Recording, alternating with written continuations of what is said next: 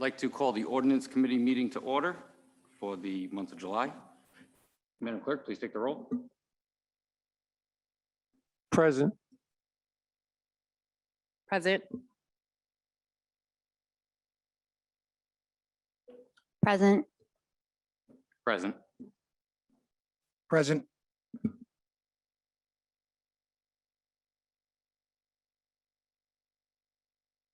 So moved. Second.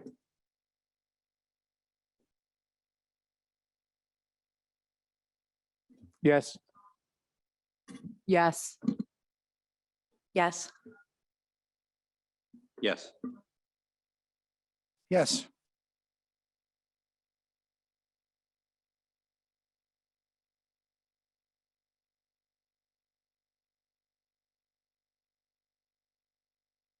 The first matter on the docket is business that's carried over. The first ordinance is 3-21-04, third-party delivery services, which is sponsored by Councilman Donegan. And I will entertain a motion at this time. Motion to approve.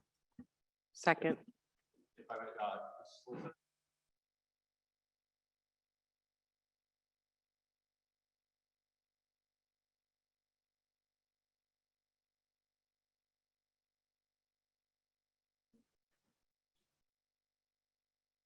There was a state law that was recently passed on this subject and signed into law by Governor McKee recently, which covers this exact issue. So based on my conversations with Leader Donegan, I believe that it might be proper if he maybe had a motion to withdraw this from the calendar at this point in time. Thank you. Leader Donegan? Thank you, Chairman, and thank you, Solicitor. Yes, that's accurate. I don't know the House bill off the top of my head, but the Senate bill was 0788. It was passed and signed into law by Governor McKee on 7/13. There is a uniformity clause within the legislation that was approved and signed. So at this time, fortunately, the state bill accomplishes what this ordinance was attempting to do. So even better, now all businesses in Rhode Island are protected from some perhaps unethical practices.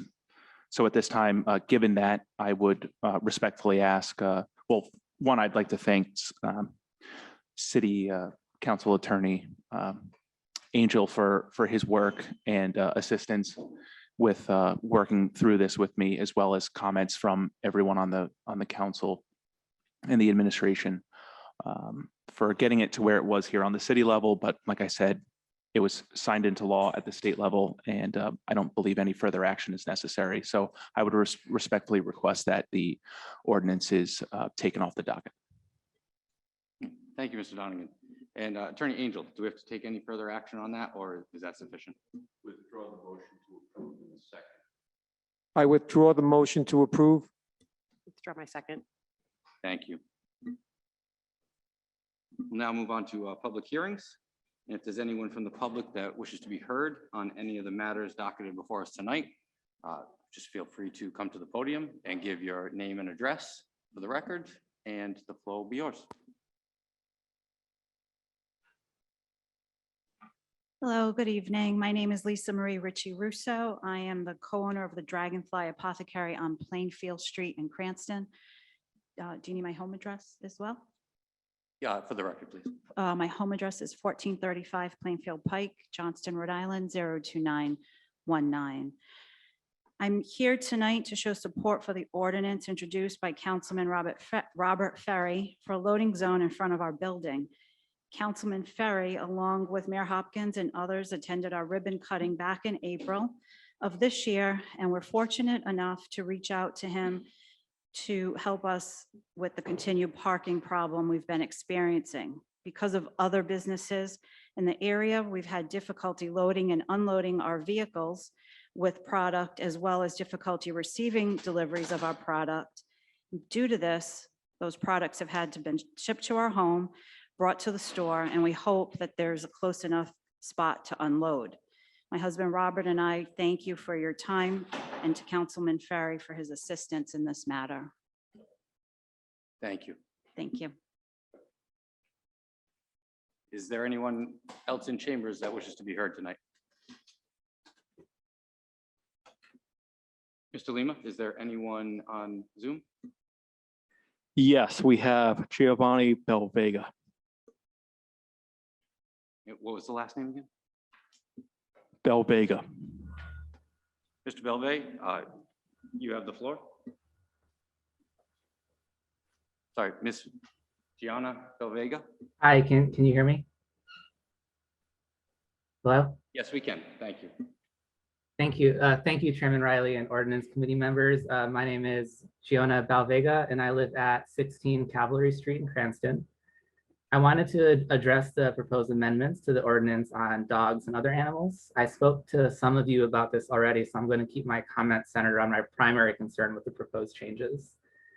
On about line 174 through 178, where it talks about the fee required to retrieve an impounded animal, it says that the animal may be retrieved upon payment by the owner to the dog officer of the sum of $250, increased from 10, plus the additional sum of $50, increased from just 5 for each day afterwards. I can't help but feel that this is an extreme increase in cost to retrieve a lost pet. I completely agree that irresponsible pet owners are frustrating, but even the most well-intentioned and loving pet owner can have a terrible day where their dog, cat, or whatever manages to get out by accident, run off, and get lost. Like they manage to slip out of their collar after getting spooked by the frequent and spontaneous fireworks throughout their neighborhood. Someone leaves the gate open, or they slip out while you're grabbing the mail. Accidents happen. Yes. If I could just interrupt you for one moment. The stenographer is trying to take down a stenographic record. So if we could just speak a little bit slower. Okay, sorry. Yeah, so accidents happen, and you can see that by the posters often put up around the city by people desperately looking for their lost pet. The city pound should be a service to not only keep stray animals off the street, but to reunite lost pets with their owners. It is unbearably stressful to lose your pet, and not every family can readily afford over $250 to bring a family member home who got lost unintentionally.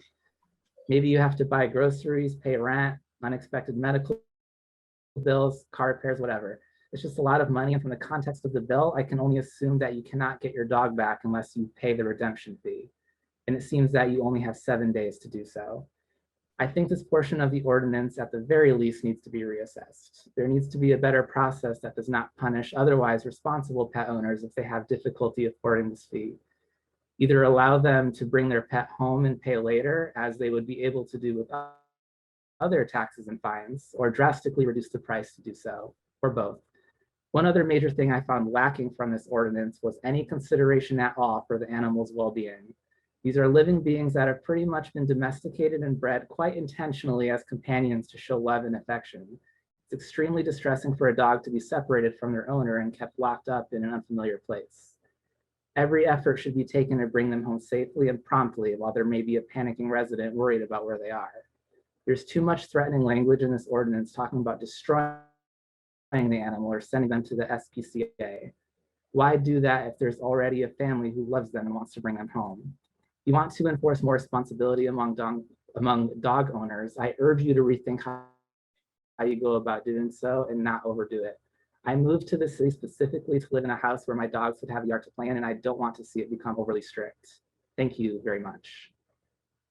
Thank you. Is there anyone else that wishes to be heard tonight?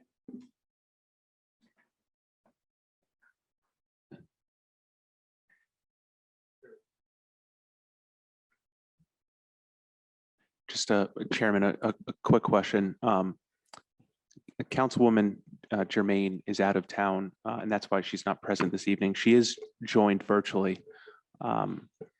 Is she able to, my understanding is she wouldn't be able to vote. Is she able to speak as a member of the public or speak at all virtually?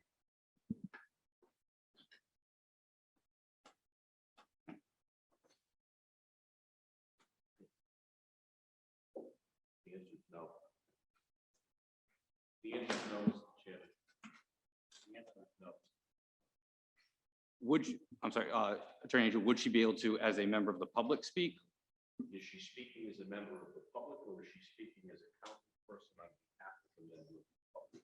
Wants to testify with, I assume, with respect to her own experience as a dog owner, or how she feels as a citizen, but she can't speak as a council person in the merits of the it's a violation of the open. So, Leader Donegan, does that suffice? Does Councilwoman Jermaine wish to be heard? So my understanding is she could speak as a member of the public, but not as a member of the body. Right. I want to be very clear. There's a very thin line. She sits as a member of this committee. She sits as a member of this council. If she veers off into the land of being an advocate for anyone other than herself, then there's a problem with the Open Meetings Act. So perhaps maybe we should pass over that.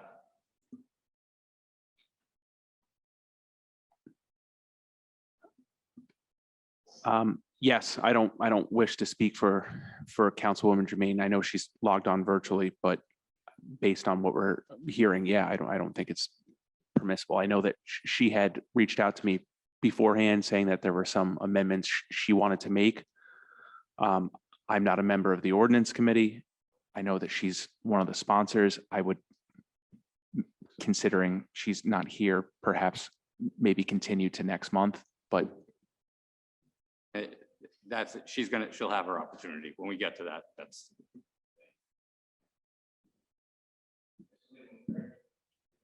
In the public that wishes to speak? Just Councilwoman Jermaine with her hand raised.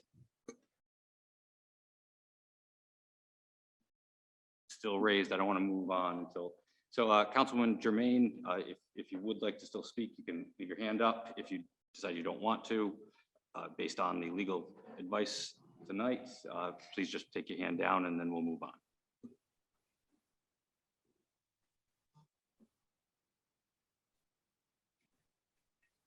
Thank you. I will not speak because of the law.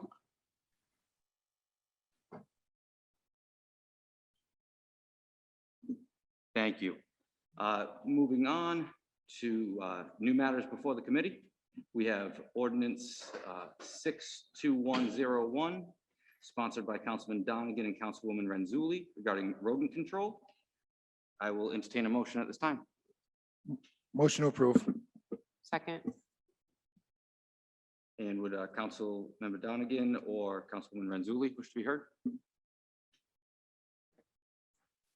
Chairman, thank you. So briefly, the genesis of this ordinance this evening is, I think we're all aware at this point of some rodent issues that are occurring within the stadium neighborhood. And throughout the course of the past month plus, people have been reaching out about the ongoing issue. And obviously it's the rodent issue within the city is long superseded or preceded the any alleged feeding of rodents in the stadium neighborhood. And it will likely exist long after that. But this is a small change just to kind of formalize the complaint process so that if someone were to submit a complaint of, an alleged rodent violation, whether it's someone feeding their animals or whether it's, the property being in a state that could lead to rodent infestation or harborage or alleged violation of any other part of the rodent control code, that complaint would then be looked into by the appropriate department. In this case, it would be the Department of Public Works, and that the Department of Public Works would just keep a record of those complaints. This isn't going to solve the rodent issue. It just adds one small piece just to ensure that, the complaints are being followed up on. And while I have the floor, I do just want to thank the administration for their work on this. I know they've been taking it very seriously, and they have for a while. And I appreciate their swift response as well as inspections and our rodent control officer. So kudos to all of them as well. Thank you. Do any council members wish to be heard? Councilwoman Renzulli. Thank you. So I also just wanted to note that I think it's important that we keep record of these complaints for a couple of reasons, but if we can have some kind of order to them, we might be able to solve problems before they're too big. So if certain, we notice within a, I don't know, 1 mile radius, we're getting excessive complaints about something, then we can fix it before it's taken over an entire neighborhood. My only concern, and I would like to hear from the director, the capacity of which to do this, that we have people who can file these complaints and organize them in a way that we can use the data to be proactive instead of reactive. Thank you. Director?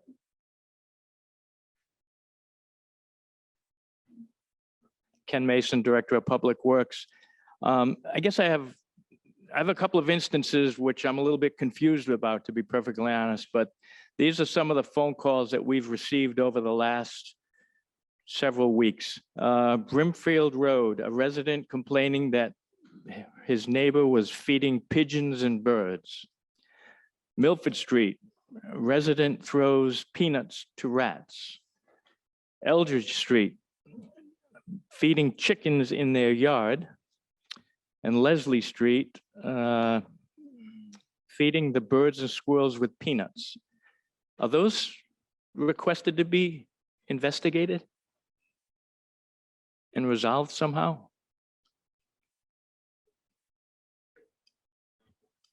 I don't have staffing for any of this, by the way. Hi, good evening, Director. It's nice to see you in person again. My interpretation, or the would be that when merited, it would be followed up on. Obviously, someone says, "Hey, my neighbor occasionally feeds birds." That's difficult to investigate. And to be honest, when someone reaches out to me, a constituent, I personally try and go and knock on the person's door rather than get it over to Paula Smith or someone in the mayor's office, because I recognize that that's difficult to really look into. If someone's feeding chickens, I would imagine the chickens are still there. Maybe not telling anyone how to do their job, but I think obviously there's discretion that can be used when there is, when merited. Well, the city keeps a very detailed record of what residences or what properties are baited. We also have a very detailed list of the upcoming schedule for baiting new properties. I'd be more than happy to give you that on a monthly basis, but I'll be perfectly honest. Somebody really should take a look at the whole chapter 8.36. I mean, that whole rodent control chapter, to be honest, I think is a dumpster fire of confusing verbiage, unassigned responsibilities, weak enforcement rules. It starts out talking about premises, the actual physical buildings being rat-proofed. That really is not that's not a public works process. That's a building inspections process.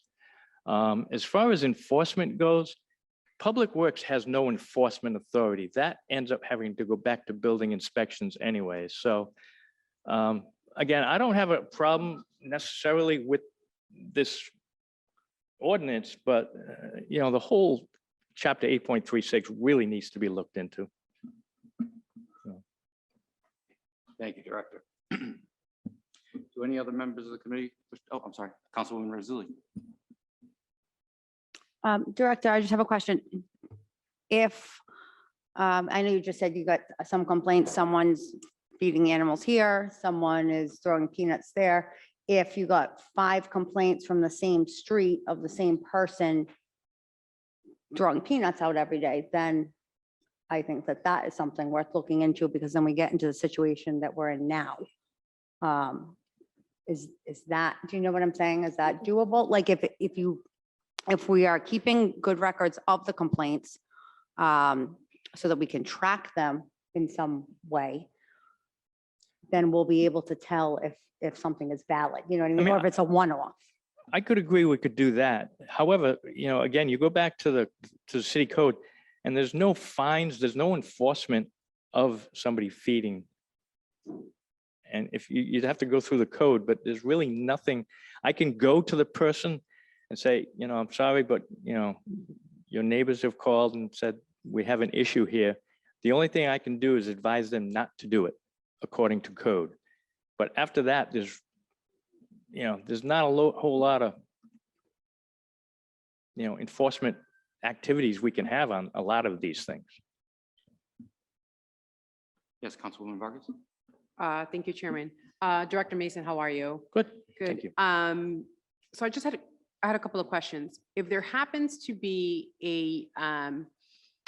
a problem that comes before you or that is known to you, or reported to you, but it's obviously inspections, or there is a matter where it kind of pertains a little bit to inspections, zoning inspections, or to public works, do you work amongst each other? Is that information then shared or disseminated with the inspections office as well to work on that? And my second question is there perhaps which this is probably a monetary thing, but is there a software as well on your end? And my question would down the line go even to the inspections office that perhaps you are aware of that other cities and towns may use that will allow you to do tracking if one is actually needed, or you think that would actually be of help to your department?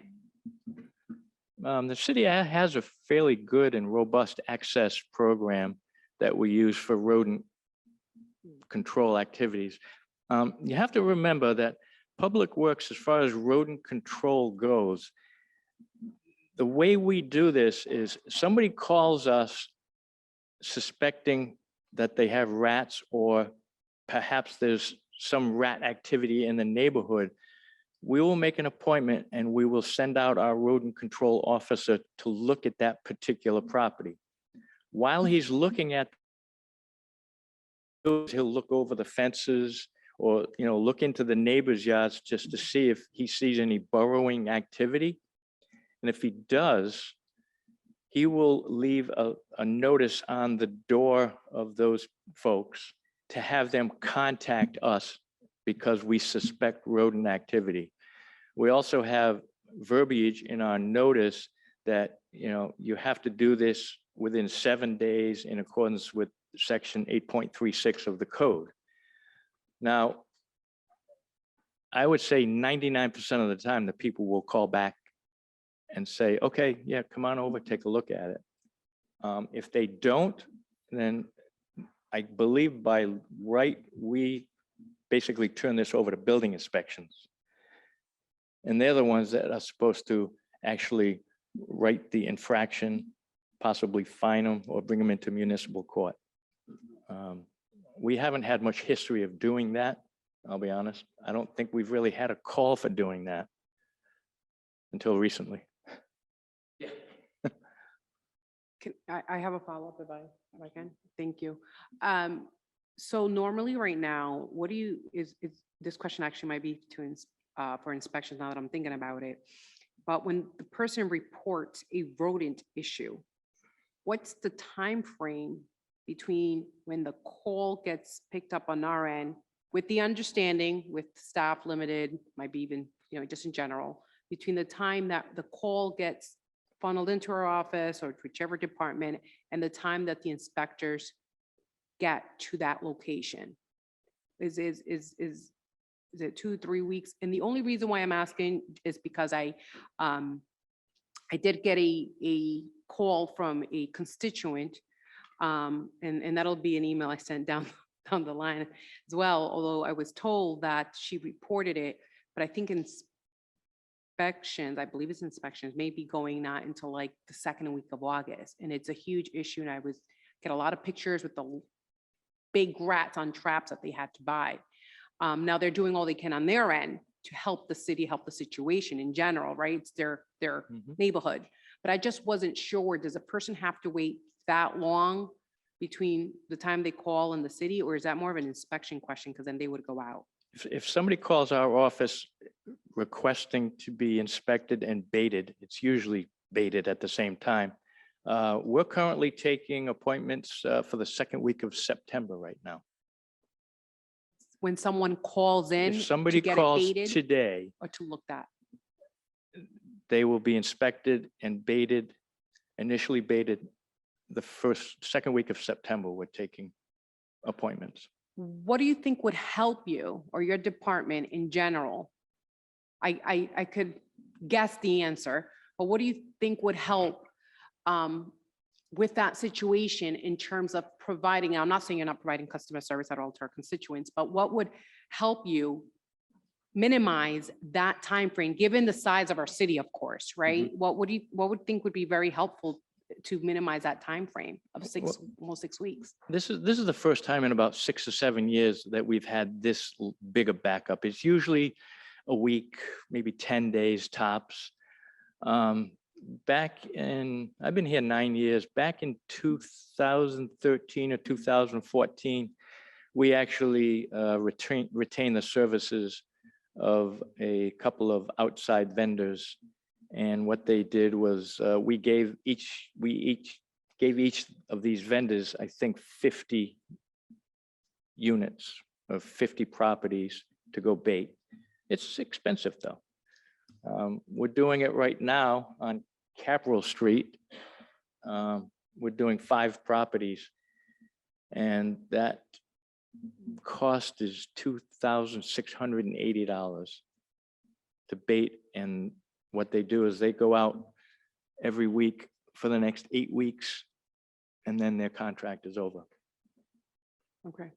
Well, thank you for that. And obviously, I think it's a concern. And I really think that a lot of these rodent issues, if you're starting to get an overwhelming amount of call, has probably to do also with the overwhelming amount of refuse, of trash also from the people, and perhaps some sort of, communication, whether it's from the administration, as council members ourselves as well, letting folks know, again, make sure your lid is covered, make sure there's not an overflowing with there. You have the purple bags, right? Yes. Or not in general. And I believe there might be some fines for that as well within our ordinance to do that as well. So anyway, I'll defer to the sponsors as far as what they'd like to do, but I have to quickly say that there was a nuisance task force, and I don't know if that's something that perhaps, I don't believe that Public Works is generally in that. It was more of inspections that was passed in 2019. And the idea with that task force, which has yet to meet, and I will be adding it under council communications for the next meeting, is to find out when can they meet, in hopes that way within that nuisance task force, hopefully those will be some of the ongoing avoid any miscommunication, not that I'm saying there is, but be on the same topic, and how each department can perhaps be able to help each other better. Yes, if one not there, maybe some sort of online reporting, which was initially suggested in 2019, put it down, but some sort of perhaps program that would help, would help you and help the city, the mayor's office, and all of us as well. So thank you, Chairman. Thank you, Councilwoman. Do any other members of the committee wish to be heard?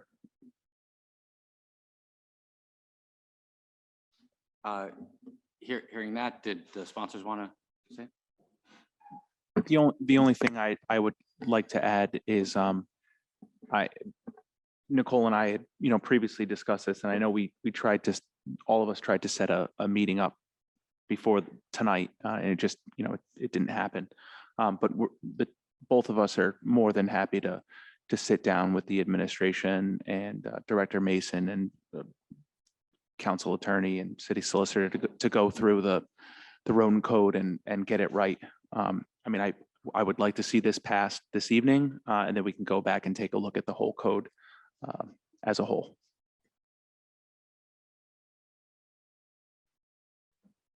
Thank you. Oh, Direct Chief.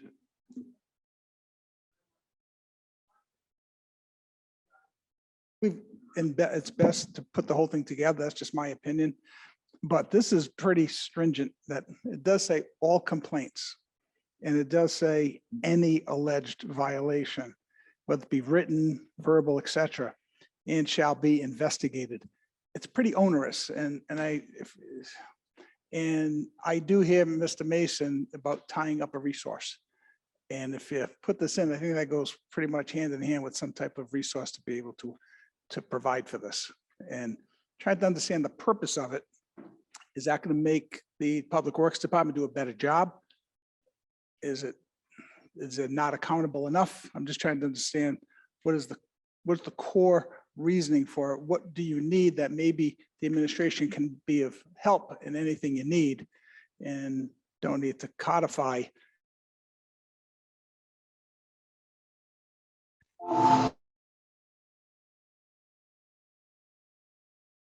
Anything, I just wanted to weigh in on this. I definitely agree with the intent of this, absolutely. We should have organized records of everything. I really like Councilman Renzulli's point about being able to find problem areas and then target and pinpoint those. And that's something that I don't know whether or not the current data that the department keeps can do. I think all departments throughout the city, the entire city, could use a significant upgrade in their technological services. I think we're far behind the times in that. I think it's an overall problem rather than pinpointed to each department. But based on what the director said, I don't think this can go forward in the form that it's in, because the chief of staff is right. It means everything. So if somebody just calls a prank call in, we have to take our time, our services, put it into the system, go through. The people we hire, we have to give them the credit they deserve to be able to make those distinctions. So this would have to have some sort of discretion on the initial call. And then once it passes that discretion, then it enters the database. I think that would be something that the department would be open to based on what he's saying.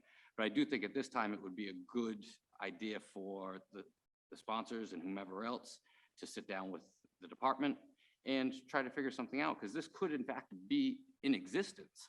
Clearly, we're not going to have it to the level of technology that is out there, because that costs money and things are very tight in the city. So while it would be great to be able to do that, maybe they've been able to find a manner in which to do it with the current technology they have. And perhaps the sponsors could give them tips on how to better that procedure. So I see this more as a procedural issue within a department. I don't know if the council should be or shouldn't be weighing in on an executive function, or if this is one. I haven't given that piece much thought, but it's certainly not a bad idea, and it's something we should be doing. I don't know if we already are or not. I would like to see this perhaps continued, and we tweak this to make sure this works for everybody. But I obviously will leave it open to the body. Chair? Council President, yes. Oh, yes, thank you. After listening to Director Mason's testimony, my only concern with passing this tonight is we might be pushing out the time frame that we can go out and put, rat poison out or do abatement and inspections. Right now, if you call Director Mason, you say second week in September? So if we have to investigate all claims, if this passes, will that push out who's going to do the investigate all claims? Is it going to be the person that goes out and does the abate the? Okay. I came in here with the full intention to support this ordinance tonight because we need to do something, and Public Works is certainly working on the issue with the rodents right now, but maybe we should continue this, look at the whole code as a whole, and then go from there. Just my thoughts. Thank you. Councilwoman Vargas? Thank you. I'll defer definitely to the sponsors on that. Very much of the idea that, yes, definitely, I'm hands down. I agree 100% that I think we all do that. The fact that we have to work on a better strategy regarding rodents and a lot of other issues, and probably even the complaint situation as well, or that are coming into the city. And as Director Mason mentioned, if Chapter 8 health and safety overall has to be looked at and fines and fine tooth comb it, it's probably better off to write it, kind of look at it all over and then maybe introduce it. So I would defer to the sponsors, but I would like to see it continued if possible.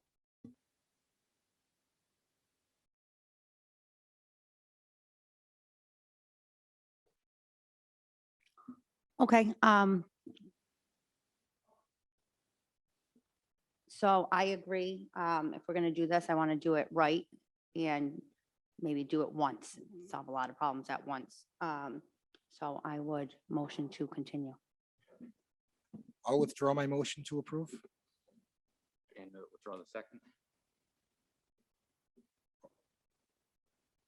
I'll withdraw my motion in a second.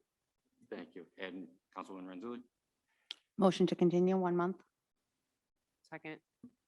Could I make one suggestion? Should Yes. we Councilman. continue more than 1 month? Do you think you'll need more time to sit down with everyone to go through it, or? But we can always continue it again if we, you know. Yeah, I'd rather have 1 month and try and do it, and then if we, rather than, kick the can down the road. Okay, thank you. And any further discussion? Hearing none. Madam Clerk, please take the roll. Yes. Yes. Yes. Yes. Yes, Thank you. Moving on to ordinance 6-21-02, motor vehicle and traffic, sponsored by Councilman Ferry. As the owners of the Dragonfly Apothecary stated tonight, they are in need of this loading zone. The traffic engineer has approved it. I just hope that everyone would see to it that they get their loading zone so they can take deliveries during the day and keep their business running. Thank you. I'll make a motion to approve. Do I have a second? Second. Any further discussion? I just had a quick question. To the a sponsor on, sorry, I gotta tell you, it's really difficult sometimes to be pressing on this button and speaking at the same time, but I believe in, I didn't drive by, I did just kind of look over the Google Maps. There's a, I think 1 hour parking sign. Is that gonna be a loading zone and parking? I'm just making sure that's okay, that there's no objection on that, because I believe that would. Sir, if you can just come up to the mic. You can just. I was just given an answer, but you're more than welcome to. The sign you're talking about is on the Johnston side of Plainfield Street. It has nothing to do with our store. We're on the Cranston side. Fair enough. Thank you. Any further questions? Oh, Councilwoman Renzulli? I just want to say thank you to the sponsor for having the traffic report with this. So I think that was really helpful. Anything further? Seeing none, Madam Clerk, please take the roll. Yes. Yes. Yes. Yes. Yes,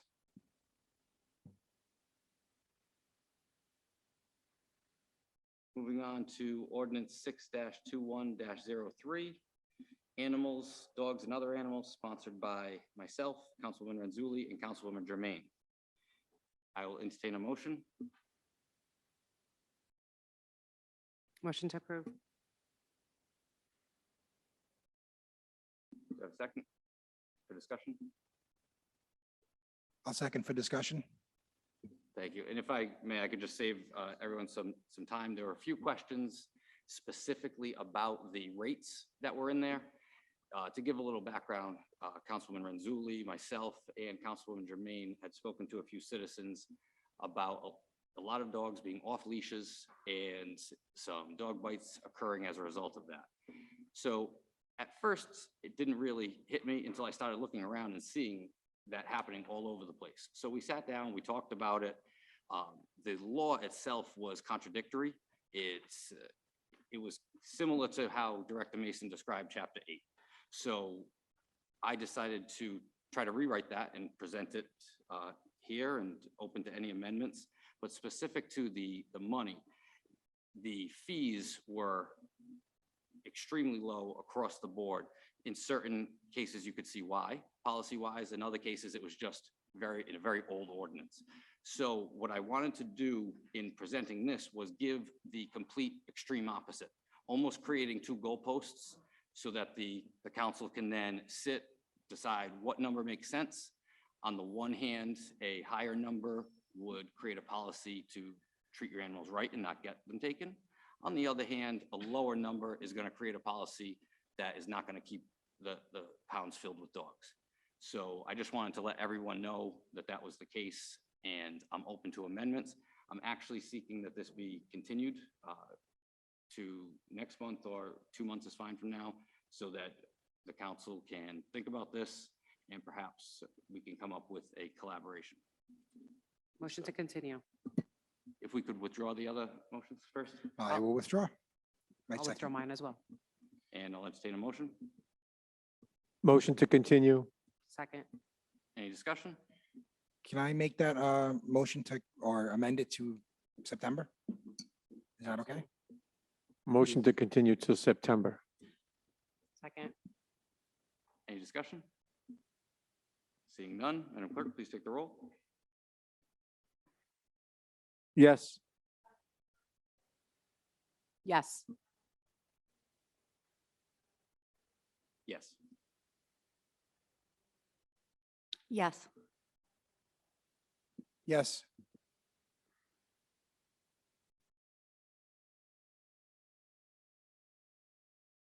Thank you. So with that, there's nothing left on the docket.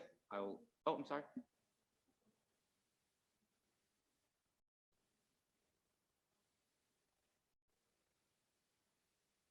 Councilwoman Renzulli, is that to August? Yes. Yes. I'll entertain a motion to adjourn. Motion to adjourn. Second. Discussion? None. Madam Clerk, please take the roll. Yes.